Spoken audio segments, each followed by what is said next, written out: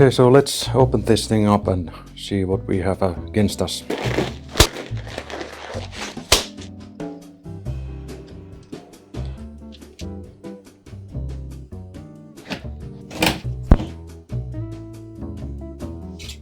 So we are gonna do a bit of dusting and vacuuming.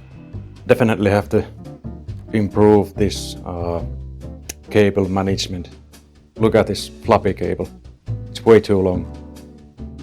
And there's also these little wires. They are from the fan controller, which I installed because I noticed that all the fan outputs were dead. So let's get to work.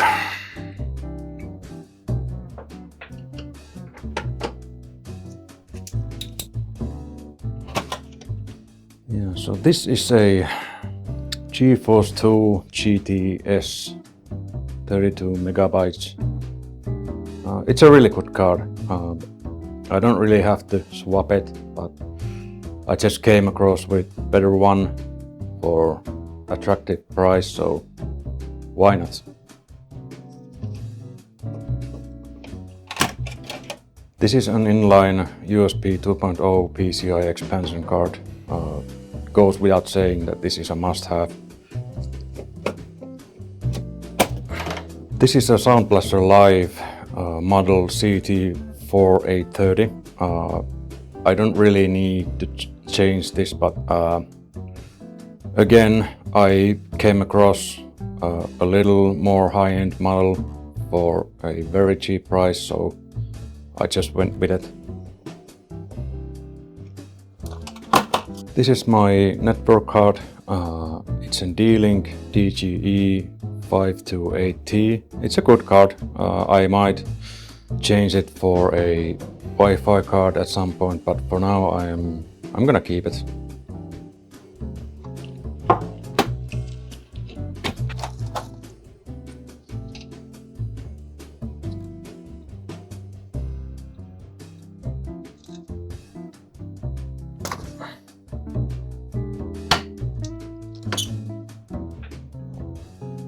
Yeah, I'm also gonna change this cooler. It's just very loud, and I don't think this will fit with the new CPU that I'm installing.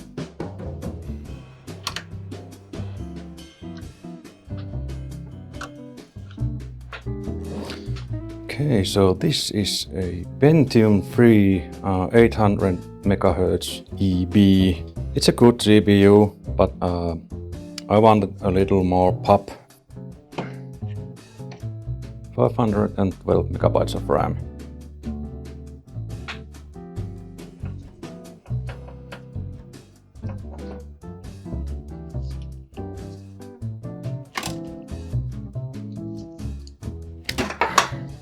Now this is an excellent option for your hard drive.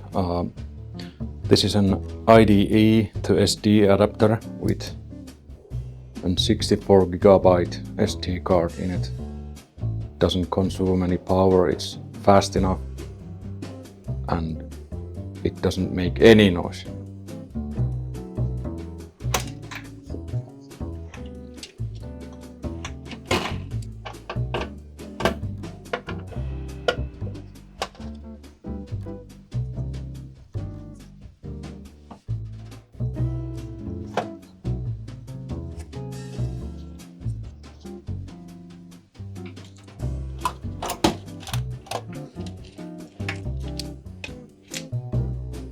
And this is the motherboard, a bit ST6, a really good board.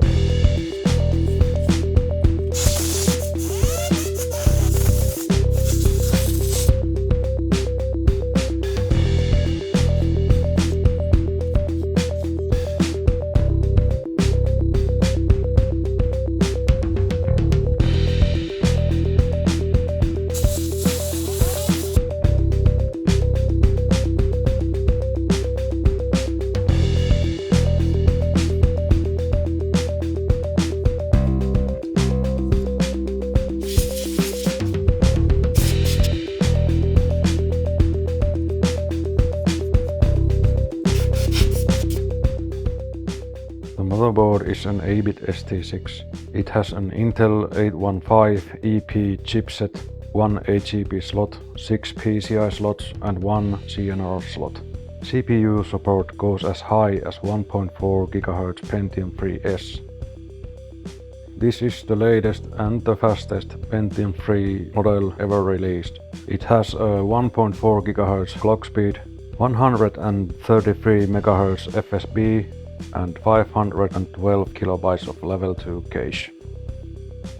Kingston 512 MB SDRAM stick. And yeah. For graphics card I found a 64 MB Elsa Gladiac GeForce 2 Ultra, which is a little better than my previous GeForce 2 GTS card. For sound card I chose a Sound Blaster Live model SB0100, which replaced my CT4830 model, mainly because I got it so cheap. This is an inline USB 2.0 PCI card. It's for faster file transfer and wireless goods like mouse and gamepads. I also have a network card, which is an D-Link DGE528T.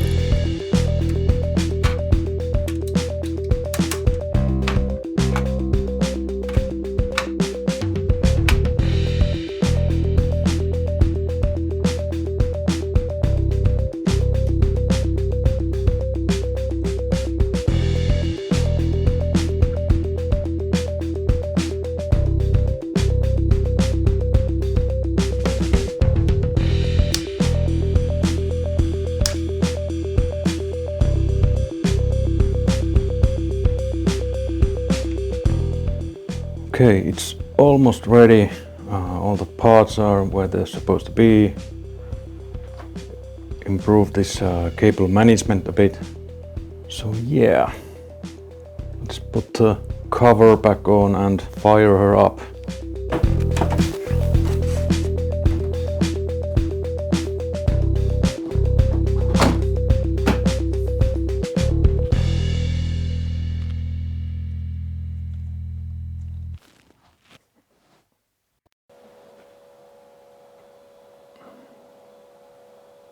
Yep, 1.4.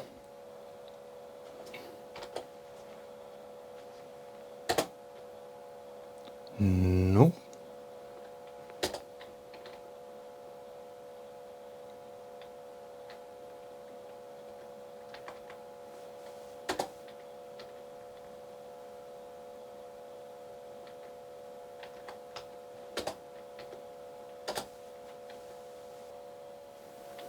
The CPU settings were quite straightforward, and after that I just had to install proper drivers for the GPU and the sound card.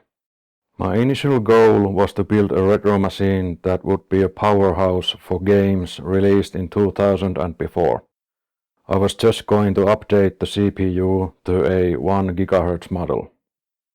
But after a while, I had bought many games from 2001 and 2002, and I realized that I might as well make the most out of this motherboard to run these games more enjoyably. I wasn't happy with the previous paint job, so I repainted all the plastic surfaces and parts from the front panel, and I also sanded and painted the aluminum panel from the fan controller to match the other colors. The only downside of this upgrade is that the fan of the graphics card is unbearably loud.